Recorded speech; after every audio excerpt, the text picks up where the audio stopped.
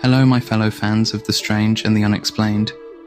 Today we're exploring a case that has baffled investigators and intrigued the curious for decades. It was a warm summer evening in St. Petersburg, Florida in 1951. An ordinary day turned into one of the most puzzling mysteries in forensic history. This is the case of Mary Reeser, an elderly woman found burned to death in her home. It's not just a mere accident though, it's a chilling enigma that raises more questions than it answers. Welcome to You Should Be Scared. I'm your host, Taylor Davies, and this is your number one destination for everything mysterious and unexplained. So, was it spontaneous human combustion? Or is there something even more sinister lurking in the shadows? In today's episode, we'll sift through the ashes of this mysterious case, examining the evidence, the theories, and the lingering questions that continue to haunt investigators and the public alike. Let's get down to business, shall we? On July 2nd, 1951, in St. Petersburg, Florida, Mary Hardy Reeser was visited by her son in the evening at her apartment. Mary told her son that she had taken 2 Seconal tablets, a drug commonly used to calm patients before surgery. She said she was possibly planning on taking 2 more before bed. Mary Reeser was originally from Columbia, Pennsylvania, as was her husband, Dr. Richard Reeser Sr. She relocated to St. Petersburg a few years after her husband's passing in order to be close to her son and granddaughters. Reeser enjoyed needlework, entertaining and spending time with her family. However, Mary missed her friends in Pennsylvania and she felt Florida was too hot for her. On the final day he saw her, her son could see she was feeling sad about it. She had been too consumed with returning home for a visit to Pennsylvania to have any supper. The only thing in her system was the medicine she took prior to his departure. Later that night, Mary would fall asleep sitting in her upholstered chair for the last time. Mary would become the victim of a strange event that would perplex everyone who tried to solve it. The next morning, Mary's landlady would report smelling smoke at around 5 a.m., but it wasn't until about 8 o'clock when the landlady went to deliver a telegram to Mary that she noticed the smell of smoke again. What she discovered would simultaneously horrify and confound everyone in the Tampa Bay area. Inside the apartment, she found the cremated remains of Mary Reeser. Her skull remained, but it had reportedly shrunk to the size of a teacup. Parts of Reeser's spine also remained, but perhaps the most gruesome was Reeser's left foot, lying among the ashes, still in a black satin slipper, the skin strangely unburned. However, what makes this case truly bizarre is the condition of Mary's surroundings.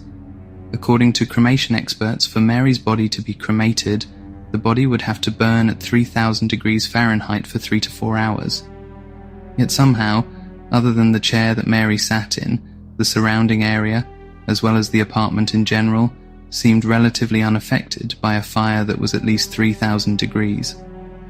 Investigators did note that some light switches were melted, but the electrical outlets below were intact and still functioning. Candles on a nearby windowsill had melted, but their wicks still stood upright.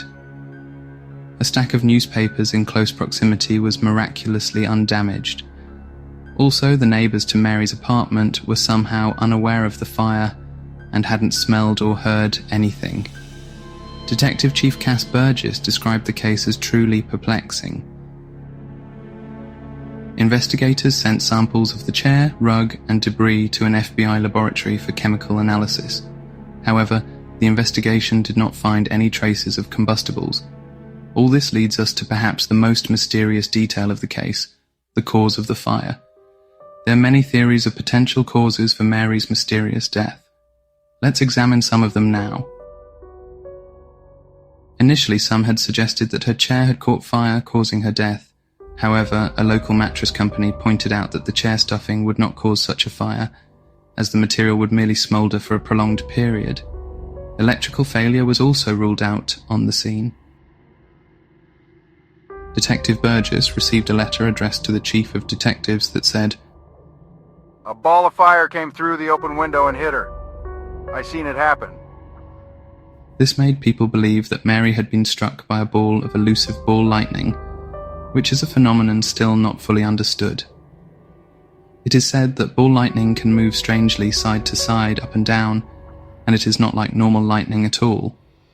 However, the investigators found no evidence of a lightning strike in Mary's apartment. Another theory said that the fire was started purposefully, and some suggested that the fire could have been caused by a thermite bomb, kerosene, magnesium phosphorus, and napalm. But according to the coroner of the case, all of those would leave a distinct odour and evidence, none of which were detected at the scene. People said that Mary must have been a victim of spontaneous human combustion, a little understood phenomenon where a human being will burst into flames and burn intensely to ashes but may leave little damage to their surroundings, and they may leave some body parts behind, totally untouched, as in Mary's case. Allegedly, there have been roughly 200 recorded cases of spontaneous combustion, and the earliest case of spontaneous human combustion was that of Polunus Vorstius, which dates back to 1470 in Milan, Italy. Reports say that Polunus was one of several people who drank a couple of ladles of red wine one night. However, Polunus started to cough and burp, expelling fire from his mouth. He then combusted and burned to ash. In 1745, the Countess Cornelia Bandai of Cesena, Italy, was found burnt to a pile of ashes with only her legs intact. Skipping forward to modern times in 1982, the family of Jean Safin claimed they saw her burst into flames in her London home for no discernible reason. In 2010, a coroner claimed spontaneous human combustion to be the cause of death of 76-year-old Irishman Michael Faherty, who was found in his home with none of his surroundings badly damaged. Some believe that the human combustion process involves internal fluids turning into a gas and igniting. The melted fat of the body then fuels further burning of the organs and bones, and it's worth noting that human fat was found in the rug at the scene of Mary Reeser's death. In 2012, in an issue of New Scientist magazine, biologist Brian J. Ford theorizes that a large concentration of acetate in the body may contribute to spontaneous combustion. Acetone buildup could result from alcohol intake, variations in a person's diet, or diabetes. Another perplexing detail is why Mary, along with other suspected victims of spontaneous human combustion, don't seem to try to escape their death, or in any way indicate that they are on fire. Dr. Krogman is quoted as saying about the case, They say truth is stranger than fiction, and this case apparently proves it. I've never heard of anything like it. Many people agree with the FBI's account of the fire and feel that it's possible that Reeser, drowsy from the sleeping pills she took, dozed off in her chair while smoking her evening cigarette. The nightgown she was wearing at the time of her death was made of rayon acetate and could have caught fire from the cigarette or the hot cigarette ash. Reeser was overweight at the time of her death and had weighed about 170 pounds. The FBI feels that human fat could have fed a fire that smouldered throughout the evening, allowing hot air and smoke to rise to the top of the room.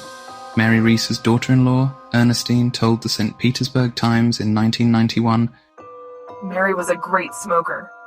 The investigators felt that the cigarette dropped to her lap, and her fat was the fuel that kept her burning. The floor was cement, and the chair stood by itself in the room, stopping the fire from spreading.